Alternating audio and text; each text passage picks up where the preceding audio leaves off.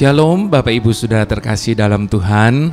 Puji Tuhan, bagaimana keadaan Bapak Ibu Saudara saat ini? Saya yakin kita semua dalam keadaan baik. Apapun keadaan kita saat ini, dalam keadaan baik puji Tuhan, dalam keadaan kurang baik atau mungkin sama sekali tidak baik, tetap puji Tuhan. Kenapa? Karena kita percaya paling tidak untuk saat ini adalah keadaan yang terbaik bagi kita. Sebab pagi ini Tuhan sudah memperbaharui lagi kasih setianya bagi setiap kita. Dan tidak pernah Tuhan biarkan kita menghadapi keadaan apapun sendirian. Dan itu sudah lebih daripada cukup bagi kita untuk kita boleh tetap mampu menjalani kehidupan yang Tuhan percayakan bagi setiap kita sampai dengan hari ini. Nah, Bapak Ibu Saudara, dalam hidup ini tentu tidak selalu adanya suka, ada kadang-kala juga duka. Tidak selalu ada tawa, kadang ada air mata. Semuanya segala sesuatu terjadi balance dalam hidup ini, Bapak Ibu Saudara. Nah, begitu juga dengan hal-hal yang baik. Tentu di balik hal-hal yang baik ada juga hal-hal yang buruk yang terjadi. Itu sebabnya Bapak Ibu Saudara, hidup ini dijalani saja, dinikmati saja.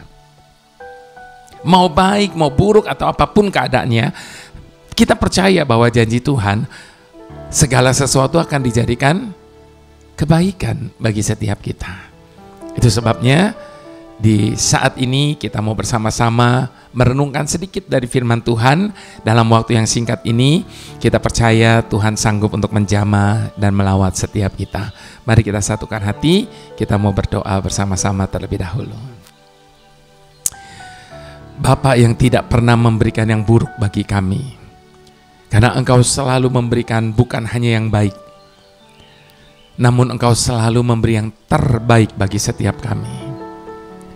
Namun kadang Tuhan, apa yang Kau beri bagi kami yang seharusnya baik itu, kami melihatnya sebagai sebuah keburukan yang terjadi dalam hidup kami. Dan ketika kami mengalami hal-hal buruk dalam hidup ini, kami berkata Engkau memberikan yang buruk. Padahal dengan jelas Engkau tidak pernah merancangkan yang jahat bagi kami. Engkau tidak pernah merancangkan kecelakaan bagi kami. Namun yang Kau rancangkan adalah masa depan yang penuh dengan pengharapan bagi setiap kami. Itu sebabnya Bapa, kami mau serahkan semuanya ke dalam tangan-Mu. Karena kami percaya di balik keburukan pasti ada kebaikan yang bisa kami dapatkan. Terima kasih Bapa. Terpujilah nama-Mu, sertai kami dalam renungan singkat ini. Hanya di dalam nama Tuhan Yesus. Haleluya. Amin. Baik Bapak Ibu Saudara, kita baca kitab Kejadian. Kejadian 39 Bapak Ibu Saudara. Ayat yang pertama sampai ayat yang ke-7. Kita baca sama-sama. Judul dari perikop ini, Yusuf di rumah Potifar. Adapun Yusuf telah dibawa ke Mesir, dan Potifar seorang Mesir, pegawai istana Firaun, kepala pengawal raja, membeli dia dari tangan orang Ismail yang telah membawa dia ke situ. Tetapi Tuhan menyertai Yusuf. Nah, ini yang paling penting. Kalimat ini yang paling penting Bapak Ibu Saudara. Tetapi Tuhan menyertai Yusuf, sehingga ia menjadi seorang yang selalu berhasil dalam pekerjaannya. Ketika Tuhan menyertai kita, apapun yang kita buat senantiasa Tuhan buat berhasil. Maka tinggallah ia di rumah tuannya, orang Mesir itu. Setelah dilihat oleh tuannya bahwa Yusuf disertai Tuhan dan bahwa Tuhan membuat berhasil segala sesuatu yang dikerjakannya, maka Yusuf mendapat kasih tuannya dan ia boleh melayani dia. Kepada Yusuf diberikannya kuasa atas rumahnya dan segala miliknya. Diserahkannya pada kekuasaan Yusuf. Sejak ia memberikan kuasa dalam rumahnya dan atas segala miliknya kepada Yusuf, Tuhan memberkati rumah orang Mesir itu karena Yusuf. istilahnya kecipratan nih Bapak Ibu Saudara, kecipratan berkat. Orang yang memberkati, orang yang diberkati Tuhan, maka dia juga pasti akan menerima berkat. Sehingga berkat Tuhan ada di atas segala miliknya, baik yang di rumah maupun yang di ladang. Segala miliknya diserahkannya kepada kekuasaan Yusuf, dan dengan bantuan Yusuf ia tidak usah lagi mengatur apapun selain dari makanannya sendiri. Adapun Yusuf itu manis sikapnya dan elok parasnya. Selang beberapa waktu, istri tuannya memandang Yusuf dengan birahi, lalu katanya, "Marilah tidur dengan aku." Saya cut sampai di sini, Bapak Ibu Saudara. Saya pernah membaca sebuah kisah tentang seorang bapak yang bernama Pak Rudi. Satu kali bisnisnya sedang goncang disebabkan karena truk pengangkutannya yang menjadi milik atau bisnisnya mengalami kecelakaan. Padahal ia baru saja mengalami kehilangan ibunda tercinta. Sementara penyakit kencing manisnya kambuh. Semua ini merupakan pencobaan buat saya. Begitu katanya, mengomentari keadaan yang sedang menimpanya bertubi-tubi saat itu. Namun sesungguhnya, Bapak Ibu Saudara yang terkasih, perlu kita sadari bahwa yang namanya pencobaan tidak selalu hanya berkaitan dengan kesusahan dan penderitaan. Orang seringkali menghubungkan kata pencobaan ini dengan ketika dia mengalami kesusahan dan pencobaan dan penderitaan, Bapak Ibu Saudara. Namun sebaliknya, situasi yang menyenangkan pun juga bisa menjadi sasaran empuk bagi yang namanya pencobaan. Kita baru saja membaca kisah yang lain mengenai seorang anak muda yang bernama Yusuf. Keberhasilan Yusuf di rumah Potifar yang jelas hanya karena penyertaan Tuhan dalam hidupnya adalah sebuah keberhasilan dan kesuksesan yang sangat mengagumkan. Kepercayaan yang diterima kian hari kian besar. Bahkan di kalangan pekerja di rumah itu, ia beranjak dari tingkat yang paling rendah sampai ke tingkat yang paling puncak. Wewenangnya untuk mengurus segala sesuatu dipercayakan sangat besar. Sehingga secara dramatis dapat dilukiskan bagaimana tuannya itu sampai-sampai tidak usah lagi mengurus apapun selain dari makanannya sendiri, karena segala sesuatu sudah diurus oleh Yusuf dan dipercayakan kepadanya. Maka dipandang dari segi karier, Yusuf dapat dikatakan sedang berada di puncak karirnya. Kondisi itu disempurnakan lagi dengan penampilan Yusuf yang memikat. Manis sikapnya, elok parasnya. Wow, apalagi Bapak Ibu Saudara.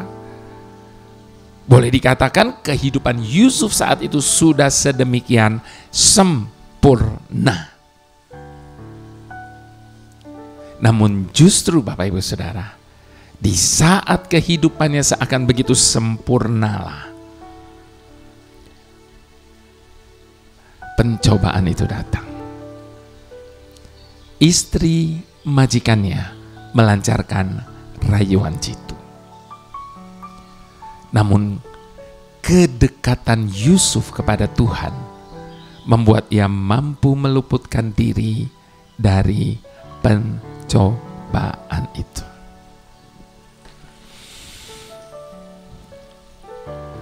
Dalam arti tertentu, Bapak Ibu Saudara, pencobaan di puncak keberhasilan malah seringkali lebih berbahaya dibandingkan dengan pencobaan di saat mengalami penderitaan. Sekali lagi Bapak Ibu Saudara, pencobaan di puncak keberhasilan malah lebih berbahaya dibandingkan dengan pencobaan di saat mengalami penderitaan. Mengapa demikian? Karena ketika kita mengalami pencobaan di tengah penderitaan, maka banyak dari kita kemudian justru menjadi ingat akan Tuhan dan datang dengan pengakuan sangat membutuhkan kekuatan dan pertolongan dari Tuhan. Berapa banyak kita seringkali mendengar ada orang ketika mengalami kesusahan, penderitaan dan sebagainya, lalu dia menjadi dekat dengan Tuhan. Datang ibadah dari Senin sampai Minggu, sampai Senin lagi. Ibadah malam, ibadah apapun dia datang.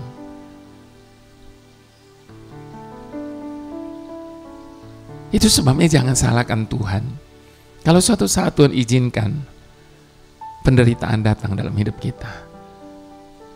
Sebab seringkali lewat penderitaan kita jadi makin dekat dengan Tuhan. Namun sebaliknya Bapak Ibu Saudara, pada kenyataannya ada begitu banyak dari anak Tuhan terjatuh justru di saat sedang menapaki puncak kesuksesan. Tak tahan menanggung buayan kenikmatan. Makanya ada banyak orang, gini ya Bapak Ibu Saudara, kerinduan Tuhan kepada anak-anaknya apa? Semua hidup di dalam segala kelimpahan. Namun kenapa pada kenyataannya ada banyak orang belum mengalami itu? Karena Tuhan paling tahu batas kemampuan setiap orang berbeda-beda. Pada saat kita sedang kekurangan, mungkin dengan mudah kita bisa berkata, Tuhan, bikin saya kaya. Nanti kalau saya kaya, saya akan lebih dekat kepada Tuhan. Saya akan begini, begitu, dan seterusnya. Itu dikatakan pada waktu dia sedang kesusah. Namun ketika dia sudah menjadi kaya atau sangat kaya, tentunya akan beda. Waktu masih sengsara, ditanggung bersama dengan istri tercinta. Tetapi waktu jaya, lupa diri dan mengkhianati istri setianya. Ketika krisis terjadi, rajin ke gereja. Tetapi kemudian menghilang pada saat krisis telah berlalu. Menyalahkan jabatan justru ketika kepercayaan yang diberikan semakin besar. Kita sedih mendengar ada banyak pejabat-pejabat yang dulunya mengasihi Tuhan, anak-anak Tuhan yang luar biasa. Pada akhirnya mereka tergelincir. Banyak orang memulai dengan baik, tapi mengakhirinya tidak dengan baik. Itu sebabnya Bapak Ibu Saudara yang terkasih, biarlah melalui renungan ini setiap kita diingatkan bahwa pencobaan bisa datang dari dua sisi. Kapan dan di mana saja. Itu sebabnya kita harus selalu hati-hati. Libatkan Tuhan dalam menghadapi setiap pencobaan. Sebab Dia adalah sumber kemenangan. Sadar diri bahwa kekuatan kita tidak akan pernah cukup untuk menghadapi penawaran dan tantangan yang ada di depan kita.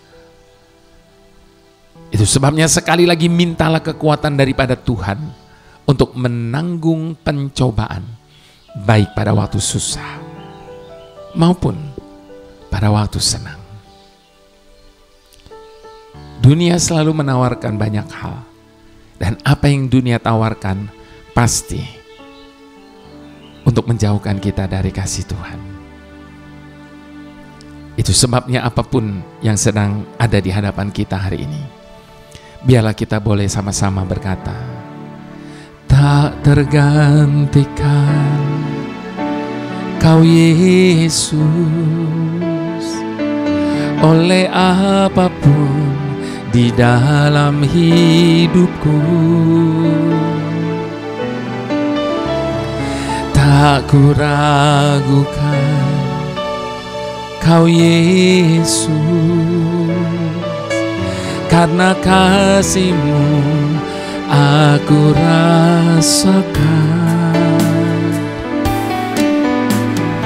Tak tergantikan Kau Yesus oleh apapun di dalam hidupku.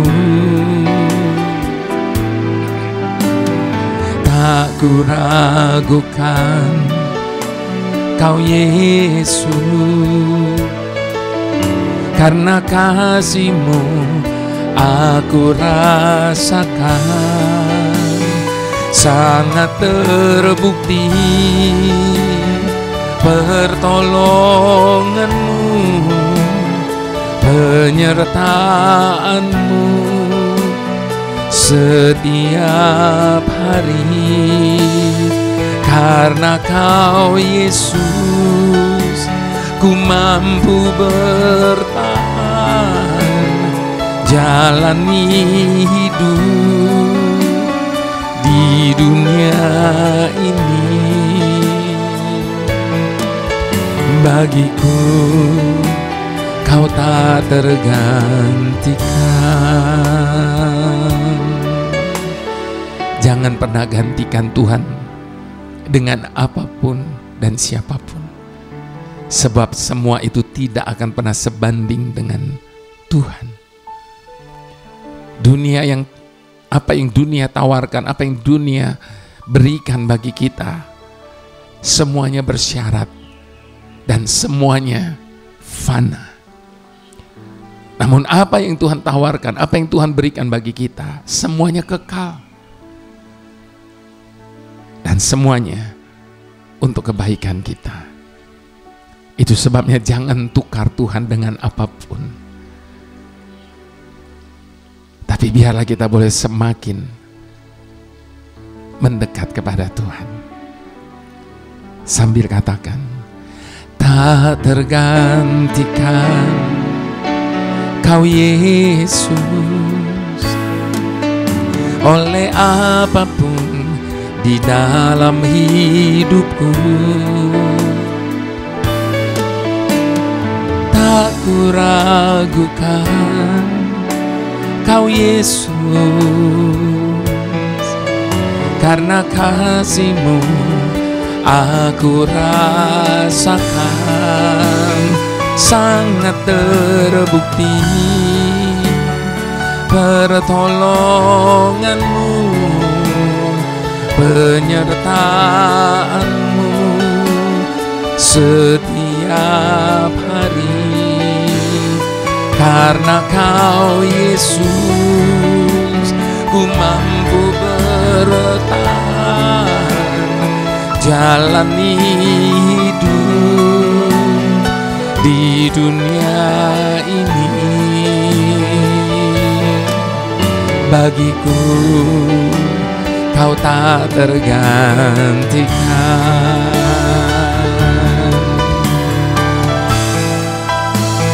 Sangat terbukti pertolongan-Mu, penyertaan-Mu di setiap hari. Karena Kau Yesus, ku mampu bertahan jalani hidup di dunia ini. bagiku Kau tak tergantikan. Bagiku Kau tak tergantikan. Bagiku Kau tak tergantikan.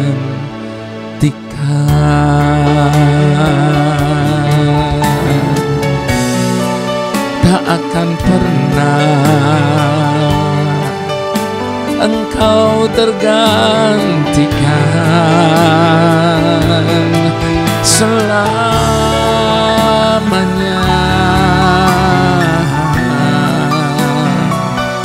Tak akan pernah sebanding denganmu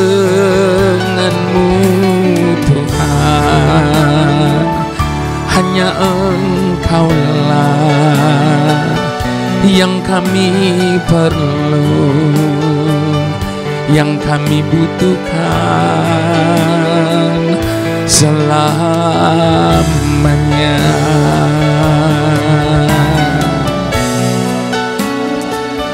Tidak akan pernah ada satupun yang dapat dibandingkan sebanding dengan Tuhan kita. Itu sebabnya jangan pernah lepas Dia. Jangan pernah tukar Dia. Jangan pernah gantikan Dia dengan siapapun, dengan apapun. Bagi kita, Dia lebih daripada cukup. Ketika kita memiliki Dia, kita memiliki segala-galanya. Sekali lagi, jangan pernah tukar Tuhan dengan apapun dalam hidup ini. It's not worth it.